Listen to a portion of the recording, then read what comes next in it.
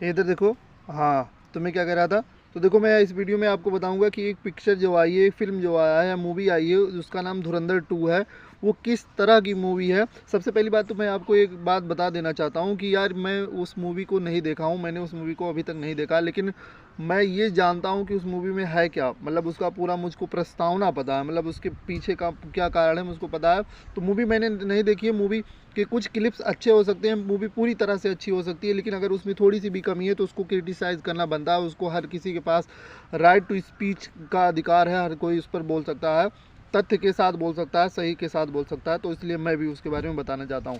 तो सबसे पहली बात तो हमें ये जाननी चाहिए यार कि कोई भी फिल्म होता है तो उसका इम्पैक्ट जो होता है समाज पर पड़ता है। जैसा कि मैंने एक बार अपने वीडियो में बताया था कि कोई भी फिल्म रहे, चाहे जो फिल्म ले लीजिए, उसका हमारे जीवन पर, हमारे सामाजिक जीवन पर इम्पैक्ट पड़ता है, दिमाग पर पूरी तरह से साइकोलॉजिकल इम्पैक्ट पड़ता है। और जब खासकर जब कोई मूवी पॉलिटिकल व्यूज़ में होती है तो उसका असर तो पूरी तरह से पड़ता है। तो सबसे पहली बात, धुरंधर 2 की सबसे बड़ी गलती यही है कि उसमें जो है पॉलिटिकल मुद्दा डाला गया, उसमें हिंदू मुस्लिम किया गया। तो हर किसी भी, कोई भी पिक्चर रहे, कोई भी मूवी रहे, उसके अंदर अगर कोई भी तरह का जातिगत चीज़ें, हिंदू मुस्लिम या सिख ईसाई या इसके बाद जाति का विभेदन किया जाता है, जाति का विभाजन किया जाता है, और उसमें आप किसी भी नेता को एज अ हीरो के रूप में प्रेजेंट कर देते हो, तो ये पूरी तरह से गलत है। ये गलत है, इसको आपको एक्सेप्ट करना पड़ेगा।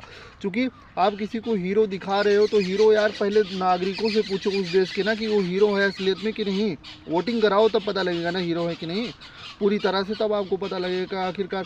और अगर उसमें कम 1-2% भी कम आ रहे हैं कि हीरो नहीं है, तो हीरो कोई नहीं होता।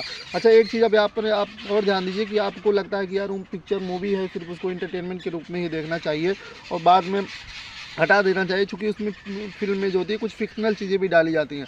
तो मेरा कहने का मतलब ये है कि यार वो चीज़ें तो ठीक है, लेकिन जो चीज़ें गलत है उसको क्रिटिसाइज़ भी करना बनता है और उसको आपको एक्सेप्ट करना पड़ता है। जब आपके चाय में मक्खी गिरी रहती है तो आप मक्खी को निकाल कर चाय को पीते हो, ठीक है।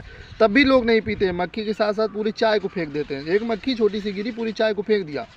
और आप मक्खी को निकाल कर फेंक कर फिर चाय नहीं पी रहे हो, बल्कि आप मक्खी के साथ चाय को पीना एक्सेप्ट कर रहे हो। मतलब क्या ही ये, मतलब आपका लॉजिक है। मैं तो इस पूरे लॉजिक को एक्सेप्ट नहीं करता हूँ। और दूसरी बात की ये है कि आपको लगता है कि मोदी जी हीरो हैं और इसलिए उनको हीरो के रूप में रिप्रेजेंट किया गया है मूवी में, तो ये पूरी तरह से गलत है। अगर अंधेरा पूरे देश में हो गया है तो आप एक कमरे में बैठकर वहाँ पर आप लाइट जला लेते हैं, और लाइट जलाने से आपको ऐसा लगता है कि पूरे कमरे में रोशनी है, इसलिए पूरे देश में भी रोशनी हो गई है। ये पूरी तरह से सिर्फ और सिर्फ मिथ्या है, आपके अंदर की सिर्फ इनर झूठी सी सेटिस्फैक्शन है। पूरे देश में उजाला नहीं हुआ है, सिर्फ आपके कमरे में हुआ है।